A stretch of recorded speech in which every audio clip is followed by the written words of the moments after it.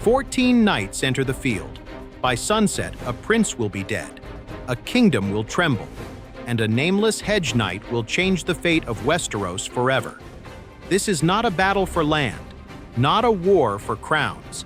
It is a fight over a single punch, and that punch was thrown at a dragon. Ashford Meadow was meant to be a celebration, banners snapping in the wind, armored knights chasing glory beneath the summer sun. But tournaments in Westeros are never just games. They are political theaters. Every lance strike carries ambition. Every feast hides resentment. Among the gathered nobility stood Prince Aerion Targaryen, known to some as Bright Flame. To others, a monster, cruel, arrogant, obsessed with the purity of dragon blood. Aerion believed himself closer to a god than a man. When he tormented a humble puppeteer's daughter, forcing her into the dirt for his amusement, dozens of knights watched. None intervened, until one did. Sir Duncan the Tall, a hedge knight, no lands, no title of note, no powerful friends. He struck the prince across the face.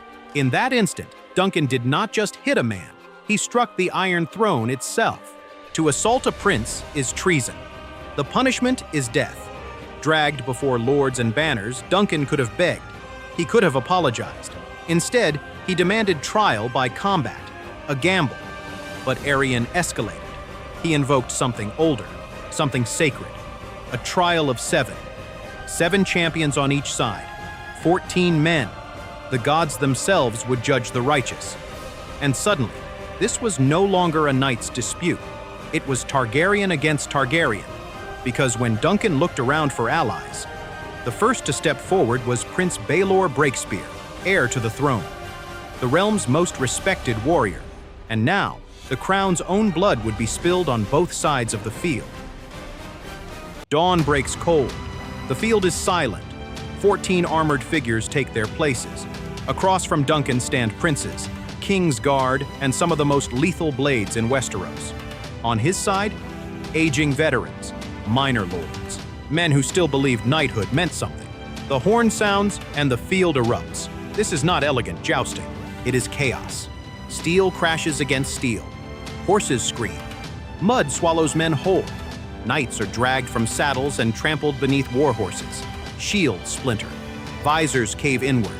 Duncan fights not like a polished champion, but like a man who refuses to die. Every blow he survives feels stolen. Meanwhile, the political stakes rise with every fallen body. If Baelor dies, the succession fractures. If Aerion wins, cruelty is vindicated. If Duncan falls, the message is clear. Common men do not touch dragons. When the dust finally settles, Aerion's side collapses. The Hedge Knight lives, but victory tastes like ash.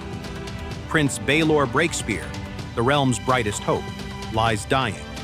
Not slain by villainy, not cut down by treachery, but struck in the confusion of battle by a blow meant for another. In defending justice, he paid with his life. Westeros lost a prince that day and gained something far more dangerous, an idea. The boy called Egg, Duncan's quiet squire, witnessed it all. He saw princes bleed. He saw noble banners fall into mud. He saw that birth does not equal virtue. Years later, that same boy would become Aegon V Targaryen, king of the 7 kingdoms, and the memory of Ashford Meadow would shape how he ruled. The trial of the 7 was not about vengeance. It was about legitimacy, about whether power answers to honor or crushes it. For one violent morning, honor won, but it cost Westeros dearly. A hedge knight struck a prince. 14 men answered. One kingdom changed. And the ripples of that single blow would echo all the way to the fall of House Targaryen itself. Because in Westeros, even the smallest act of defiance can rewrite history.